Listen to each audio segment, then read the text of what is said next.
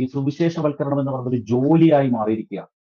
Engineer, doctor എന്നൊക്കെ പറയുന്ന പോലെ ഒരു ജോലിയാണ് ഇന്ന് സുവിശേഷവൽക്കരണം. ഈ ക്രൈസ്തവർക്ക് ഭൂരിപക്ഷമായ മേഖലകളിൽ ഹിന്ദുക്കൾക്ക് സ്വാതന്ത്ര്യമുണ്ടോ? അവർ ഭാരതത്തിനെ അംഗീകരിക്കുന്നുണ്ട്. മണിപ്പൂരിലെ പ്രശ്നങ്ങൾ നമ്മൾ നോക്കണം. നാഗാലാൻഡ് നമ്മൾ എടുത്തു നോക്കൂ. നാഗാലാൻഡിൽ ധാരാളം പ്രദേശങ്ങളിൽ ബോർഡുകളുണ്ട്, ഇന്ത്യൻ പട്ടികൾ പുറത്തു പോകുക. അനിൽജി, ഒരു ചോദ്യം ചോദിക്കാനുള്ളത്, ഭാരതത്തിൽ നടക്കുന്ന ഭീകരവാദത്തിലെല്ലാം ഇരകൾ എപ്പോഴും ഹിന്ദുക്കളും പ്രതികൾ എപ്പോഴും അഹിന്ദുക്കളുമാകുന്നത് എന്തുകൊണ്ടാണ്? ചോദ്യം എനിക്ക് ഒന്നുകൂടെ പറഞ്ഞാൽ മനസ്സിലായില്ല വ്യക്തമായിട്ട്.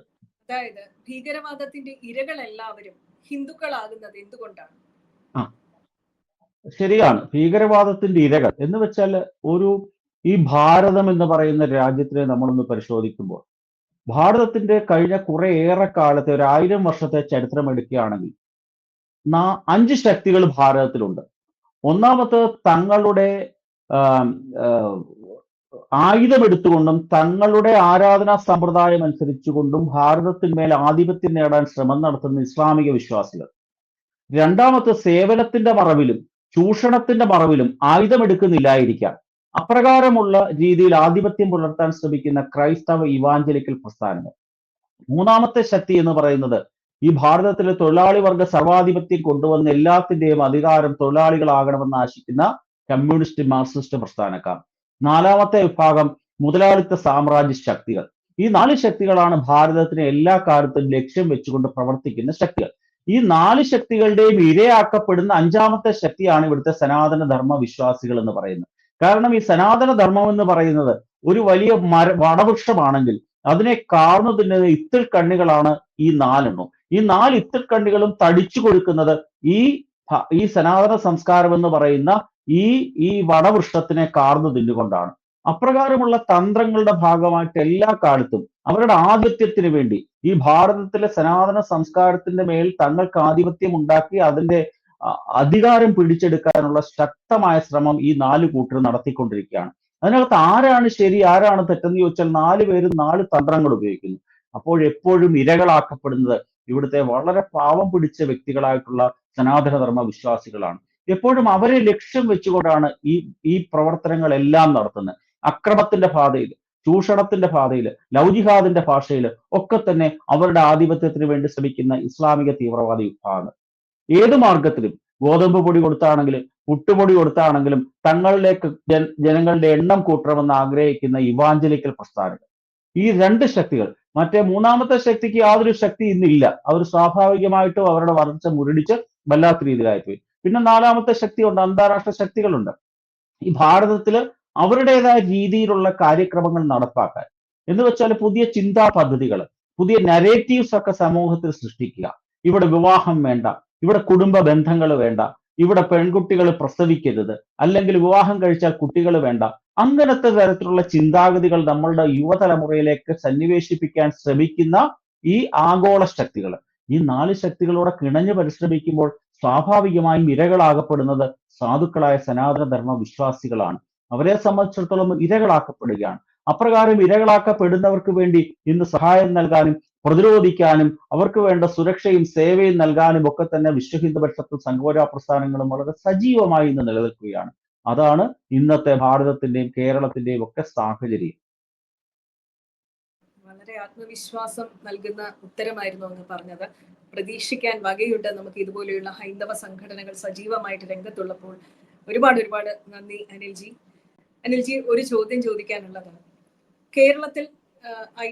കേരളത്തിലായാലും ശരി, ഭാരതത്തിൽ എവിടെയായാലും ശരി, മതപരിവർത്തനത്തിന് അല്ലെങ്കിൽ അങ്ങനെയുള്ളവരുടെ ശ്രമങ്ങൾക്ക് എപ്പോഴും ഇരയാകുന്നത് അല്ലെങ്കിൽ അത് നേരിടേണ്ടി വരുന്നത് BJP പ്രവർത്തകരോ അല്ലെങ്കിൽ BJP അനുഭാവികളോ ആയിട്ടുള്ളവർ മാത്രമല്ല, എല്ലാ പാർട്ടികളിലും പെട്ടിട്ടുള്ള ഹിന്ദുക്കള് ഈ ഒരു ശല്യം നേരിടുന്നുണ്ട്. പിന്നെ എന്തുകൊണ്ടാണ് ഇങ്ങനെയുള്ള പ്രശ്നങ്ങൾ വരുമ്പോൾ BJP അല്ലെങ്കിൽ RSS പോലെയുള്ള സംഘടനകൾ മാത്രം പ്രതിയാക്കപ്പെടുന്നത്? എല്ലാവരും നേരിടുന്ന ഒരു സാമൂഹിക വിപത്ത്, പക്ഷെ പ്രതിസ്ഥാനത്ത് നിർത്തുന്നത് ഹൈന്ദവ സംഘടനകളെ മാത്രം. എന്തുകൊണ്ടാണ് ഇങ്ങനെ ഉണ്ടാകുന്നത്? ഈ ഒരു ചോദ്യത്തിന് ഉത്തരം പറയുമ്പോൾ എനിക്ക് പറയാനുള്ള 1-2 കാര്യങ്ങളുണ്ട്. ഭാരതത്തിൽ എമ്പാടും തന്നെ ഈ സുവിശേഷവൽക്കരണം എന്ന് പറയുന്നത് ഒരു ജോലിയായി മാറിയിരിക്കുക. എഞ്ചിനീയർ, ഡോക്ടർ എന്നൊക്കെ പറയുന്ന പോലെ ഒരു ജോലിയാണ് ഇന്ന് സുവിശേഷവൽക്കരണം. നമുക്കറിയാം, ഈ ജോലിക്ക് വേണ്ടി അപേക്ഷ ക്ഷണിക്കാറുണ്ടല്ലോ, വാണ്ടഡ് എന്ന് പറഞ്ഞുകൊണ്ട് പരസ്യങ്ങൾ വരാറുണ്ട്. കഴിഞ്ഞ മാസം 2025 ജൂൺ മാസം ഇറങ്ങിയ മിത്ര സമാചാർ എന്ന് പറയുന്ന ഒരു പ്രസിദ്ധീകരണമുണ്ട്. അത് കോട്ടയം ജില്ലയിലെ വടവാതൂർ എന്ന് പറയുന്ന സ്ഥലത്ത് നിന്നാണ് അത് പ്രസിദ്ധീകരിക്കുന്നത്. അതിന്റെ ബാക്ക് കവർ പത്രങ്ങളിലൊക്കെ വാണ്ടഡ് എന്ന് പറഞ്ഞ് വരാറുണ്ട്. ഞാനിത് കാണിക്കാം.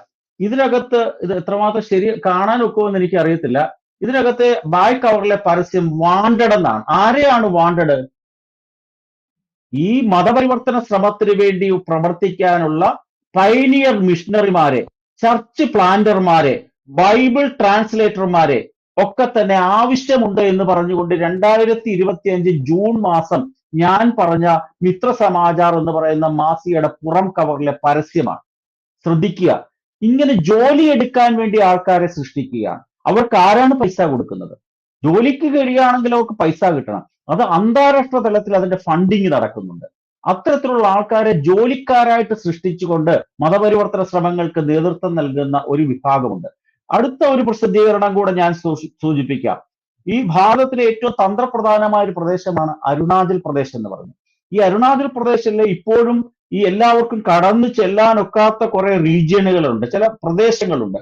അവിടുത്തെ ഏകദേശം 67 പ്രദേശങ്ങളിലേക്ക് എപ്രകാരമാണ് ഹാർവസ്റ്റിംഗ്, സുവിശേഷം നടത്തണം എന്നുള്ളതിന്റെ പ്ലാനും പദ്ധതിയും പറയുന്ന ഒരു പ്രസിദ്ധീകരണമാണ് ഏഷ്യ ഹാർവസ്റ്റ് എന്ന് പറയുന്നത്. ഇതിനകത്ത് വളരെ പേജുകളുള്ള ഒരു പുസ്തകമാണ് ഏഷ്യ ഹാർവസ്റ്റ്. ഈ പുസ്തകത്തിൽ എപ്രകാരം ഭാരതത്തിന്റെ തന്ത്രപ്രധാനപ്പെട്ട ഈ അരുണാചൽ പ്രദേശിൽ കടന്നു കയറി ഈ സുവിശേഷ പ്രവർത്തനം ചെയ്ത് ഭാരതത്തിൽ ആധിപത്യം സ്ഥാപിക്കണമെന്ന് ആസൂത്രണം ചെയ്തിരിക്കുന്ന പ്രസിദ്ധീകരണമാണ്. ഒന്ന് രണ്ട് കാര്യം കൂടെ പറയാം. ഈ ഭാരതത്തിന്റെ വടക്ക് കിഴക്കൻ തന്ത്രപ്രധാനമായ സംസ്ഥാനങ്ങളുണ്ട്. നാഗാലാൻഡ്, മിസോറാം, മണിപ്പൂര്, മേഘാലയ തുടങ്ങിയ 4 സംസ്ഥാനങ്ങൾ നമ്മൾ എടുത്തു നോക്കൂ. അവിടെ ആർക്കാണ് ഭൂരിപക്ഷം? അവിടെ ക്രൈസ്തവർക്കാണ് ഭൂരിപക്ഷം. ഈ ക്രൈസ്തവർക്ക് ഭൂരിപക്ഷമായ മേഖലകളിൽ ഹിന്ദുക്കൾക്ക് സ്വാതന്ത്ര്യമുണ്ടോ? അവർ ഭാരതത്തിനെ അംഗീകരിക്കുന്നുണ്ടോ? മണിപ്പൂരിലെ പ്രശ്നങ്ങൾ നമ്മൾ നോക്കണം. നാഗാലാൻഡ് നമ്മൾ എടുത്തു നോക്കൂ. നാഗാലാൻഡിൽ ധാരാളം പ്രദേശങ്ങളിൽ ബോർഡുകളുണ്ട്, ഇന്ത്യൻ പട്ടികൾ പുറത്തു പോകുക. അത്തരത്തിലുള്ള ബോർഡുകൾ എഴുതി വെച്ചിട്ടുള്ള പ്രദേശമാണ് നാഗാലാൻഡ്. ഇങ്ങനെ സമസ്ത മേഖലകളിലും ഒരു തൊഴിലെന്ന രീതിയിൽ വ്യാപകമായ രീതിയിൽ മതപരിവർത്തന ശ്രമം നടത്താൻ വേണ്ടി മിഷണറിമാരെ സൃഷ്ടിക്കുകയും അതിനു വേണ്ടിയിട്ടുള്ള പ്രസിദ്ധീകരണങ്ങൾ നടത്തുകയും അതിനു വേണ്ടിയിട്ടുള്ള ക്ലാസുകൾ കൊടുക്കുകയും ചെയ്യുന്ന വളരെ ആപത്കരമായിട്ടുള്ള ഒരു സാഹചര്യം ഈ ഭാരതത്തിലുണ്ട്. അതിന്റെയൊക്കെ പ്രഭവ കേന്ദ്രം, ഒരു ഭൂകമ്പവും ഭൂമികുലുക്കം ഉണ്ടാകുമ്പോൾ അതിന്റെ പ്രഭവ കേന്ദ്രം, എപ്പിക് സെന്റർ എന്ന് പറയും, അത് ഈ കൊച്ചു കേരളമാണ്. ഇസ്ലാമിക തീവ്രവാദത്തിന്റെ എപ്പിക് സെന്റർ കേരളമാണെന്ന് പറയുന്ന പോലെ ഈ സുവിശേഷ കച്ചവടത്തിന്റെ എപ്പിക് സെന്റർ എന്ന് പറയുന്നത് ഇതാണ്. ഒരു കാര്യം കൂടെ, ഈ കഴിഞ്ഞ കുറേയേറെ ദിവസമായിട്ട് കേരളത്തിൽ വളരെ വലിയ ചർച്ച നടക്കുകയാണ് ഈ ഛത്തീസ്ഗഡിലെ വിഷയം. കേരളത്തിലെ വാളയാർ ചുരം കഴിഞ്ഞാൽ പിന്നെ ആരെങ്കിലും ഇത് ശ്രദ്ധിക്കുന്നുണ്ടോ? എവിടെയെങ്കിലും ചർച്ച നടക്കുന്നുണ്ടോ? ഛത്തീസ്ഗഡിലെ പ്രതിപക്ഷം കോൺഗ്രസ് 35 MLA-മാരുണ്ട്. ആരെങ്കിലും മിണ്ടുന്നുണ്ടോ? പ്രസ്താവന നടക്കുന്നുണ്ടോ? ഇവിടുന്ന് റഹീമിന്റെ നേതൃത്വത്തിലുള്ള ആൾക്കാർ അവിടെ പോയപ്പോൾ അവരുടെ കൂടെ ചെല്ലാൻ ആ പാർട്ടിക്ക് ഒരു പഞ്ചായത്ത് മെമ്പർ പോലും ഇല്ലാത്തൊരു പ്രദേശത്താണ് അവരവിടെ ചെന്നിരിക്കുന്നത്. അത്തരത്തിലുള്ള വലിയ പ്രശ്നങ്ങൾ. ഈ കുഞ്ഞാടുകൾ കരയുകയാണ്, അവർ പീഡിപ്പിക്കപ്പെടുന്നു എന്നൊക്കെ പറഞ്ഞുകൊണ്ട് പ്രയാസപ്പെട്ട് കരയുകയാണ്. ഇവരൊക്കെ തന്നെ ഒരു കാര്യം ശ്രദ്ധിക്കണം. കേരളത്തിൽ കഴിഞ്ഞ ഒരു 10-20 വർഷക്കാലത്തെ ചരിത്രം പരിശോധിച്ചാൽ എത്രയോ കന്യാസ്ത്രീ പെൺകുട്ടികൾ കിണറ്റിലും കുളത്തിലും മുങ്ങി മരിച്ച നിലയിൽ കണ്ടെപ്പെട്ടിട്ടുണ്ട്. ഞാൻ സൂചിപ്പിക്കാം, 87 സിസ്റ്റർ ലിൻഡ, 1990 തില്ലേരിയിൽ സിസ്റ്റർ മഗ്ദല, 92 സിസ്റ്റർ അഭയ, 93 കൊട്ടിയത്ത് സിസ, 94 പുൽപ്പള്ളിയിൽ ആനീസ്, 98 സിസ്റ്റർ ബെൻസി പാലായില്, 98 തന്നെ കല്ലുരുട്ടിയിൽ സിസ്റ്റർ ജ്യോതിസ്, 2000 പാലയിൽ സിസ്റ്റർ പോൾസി. ഇവരൊക്കെ മരിച്ചപ്പോൾ ആരും തെരുവിലേക്ക് ഇറങ്ങിയില്ല. ഫ്രാങ്കോയുടെ പീഡനത്തിന് ഇരയായി കന്യാസ്ത്രീകൾ കരഞ്ഞപ്പോൾ ആരെയും കണ്ടില്ല. എന്തേ കാര്യം? അവർക്ക് അവരവരുടേതായ രീതിയിലുള്ള തന്ത്രങ്ങൾ മെനഞ്ഞുകൊണ്ട് ഈ ഭാരതത്തിൽ ആധിപത്യം സ്ഥാപിക്കുക എന്നുള്ളത് മാത്രമേ ഉള്ളൂ. അല്ലാതെ കരച്ചിലും പിടിച്ചിലും ഒന്നും വേറെ ആർക്കും വേണ്ടിയില്ല. ഒരു കാര്യം കൂടുണ്ട്, സേവന പ്രവർത്തനം അവർ ധാരാളം ചെയ്യുന്നുണ്ടെന്ന് പറയുന്നുണ്ട്. ഈ സേവന പ്രവർത്തനത്തിന്റെ ആത്യന്തികമായ ലക്ഷ്യം മതപരിവർത്തനം തന്നെയാണ്. നമ്മൾ നോക്കൂ, ഈ കേരളത്തിൽ അമൃതാനന്ദമയി മഠമുണ്ട്. അമൃതാനന്ദമയി മഠം ധാരാളം സേവന പ്രവർത്തനങ്ങൾ ചെയ്യുന്നുണ്ട്. അവിടെ ചെല്ലുന്ന ഒരാളോട് പോലും നിങ്ങൾ മതം മാറാൻ പറയാറില്ല. അവിടെ ഒരു ക്രിസ്ത്യാനിക്കും മുസ്ലിമിനും ചെന്നാൽ അവിടെ പ്രവർത്തിക്കാം, സേവനം നടത്താം, ഒരു പ്രശ്നവുമില്ല.